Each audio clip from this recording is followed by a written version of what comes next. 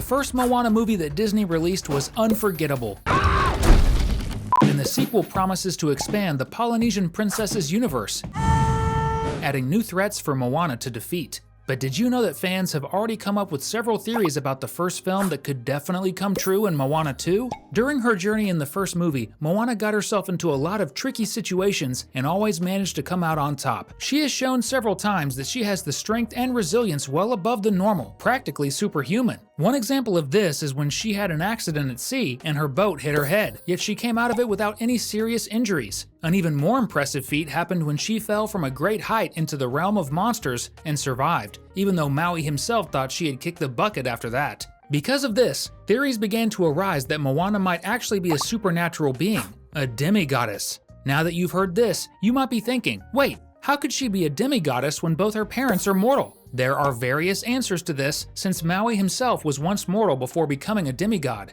But let's explore a different theory, which suggests that Tala might have met none other than Maui himself in her youth. Since the trickster demigod has eternal youth, he looked exactly the same as he does now, so there's a possibility the two fell in love, resulting in the birth of Moana's father. In that case, both Moana and her father would have divine blood running through their veins. Since Maui is half god, half human, maybe they would have about 25% divine power. Did not see that coming. This could explain how Moana was able to enter Lalotai, the realm of monsters, without any trouble, even though it's said that mortals are strictly forbidden there. Moana's father likely never discovered this. Tala probably kept it a secret until her death, as Maui was known as a malevolent god on the island. If this theory proves true, then another demigoddess in the family would be Simia, Moana's little sister. Will she awaken her powers in the second film to save her older sister? Maybe this is how Moana will learn about Maui's past with Grandmatala. A clue that suggests Grandmatala at least knew the trickster demigod in her past is the way she talks about him to Moana, explaining what she needs to do to save the island, as if she knew how he thinks. We might see this revelation in the next movie if Moana finds herself in danger and has to unlock the full potential of her divine powers after some traumatic event, like the death of Maui or her father. If this happens, she would surely use her powers to fight Nalo, the new movie's villain. Wow, just thinking about it gets me excited! And since the new movie could also bring several other bombshell revelations, in this video, you'll find out the 6 amazing theories that could be confirmed in Moana 2. So ride this wave and get ready for another episode of Cinewave. Another possibility surrounding Moana's origin might involve Te Fiti, the goddess of life. One thing many people notice is the physical resemblance between the two, leading people to think that the protagonist might be somehow related to the goddess.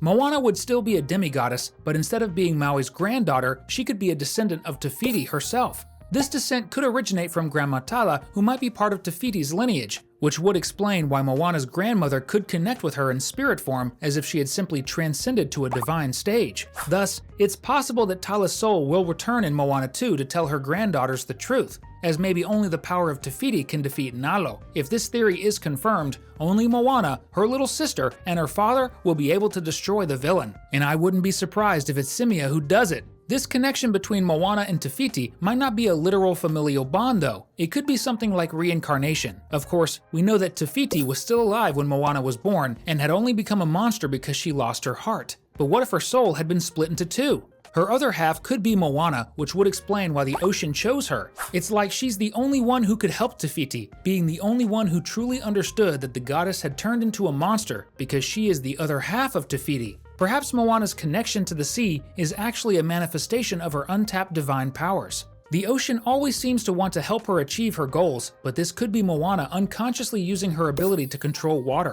After all, Te Fiti has the power to create and manipulate life, and water is the source of all life. In other words, Moana may have inherited a part of Te Fiti's powers. If you also think Moana 2 is going to be incredible, comment down below with #ocean. I love it! As we mentioned, the ocean chose Moana when she was just a little girl. This happened right after she did everything she could to save a baby turtle. And to explain this, a new theory emerged, different from the previous one, suggesting that Moana didn't form a special bond with the ocean by chance. In fact, her grandmother had also been chosen by the sea in the past.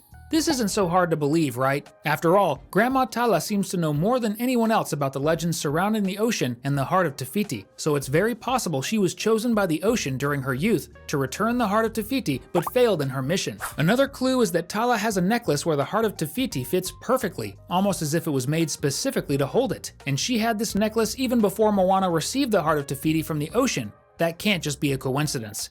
This theory also explains how Tala was so sure that her granddaughter had been chosen by the sea since she had gone through the same thing herself in the past. Maybe Moana will uncover the truth about her grandmother when she reconnects with her spirit in the new movie. After all, young Tala might have encountered the god Nalo or the goddess Matangi on her journey, and Moana will need to learn as much as she can about these two in the sequel. Brilliant! Something else that many people believe is that Grandmatala had to sacrifice herself so that Moana could embark on her journey. The reason is that a lot of fans interpret that Moana's grandmother stayed alive only because she was in possession of the heart of Te Fiti. Since it holds the power of life, it kept her from dying, even at such an old age. This would mean that when Tala handed over the heart of Te Fiti to her granddaughter, she was accepting that her life would finally come to an end. That's why she suddenly became ill without any prior signs of sickness. She probably didn't tell Moana this would happen so her granddaughter wouldn't give up on her journey. Tala really is one of the most selfless grandmas ever. Before we continue, click the subscribe button to keep getting our videos about the best animated movies and series in pop culture. Okay, we just talked about how Grandmatala might have been chosen by the ocean in the past, but what if she and Moana weren't the only ones? After all, the necklace Tala gave to Moana seems to have existed before her and was passed down by their ancestors, meaning the leaders of the navigators. We know the ancestors of Motunui's people were voyagers, but they stopped sailing the seas after Maui stole the heart of Te Fiti. But perhaps some of them were chosen by the ocean to try and return the heart of Te Fiti and failed, especially since the ancient boats of Motunui's people bear the same symbol as the heart.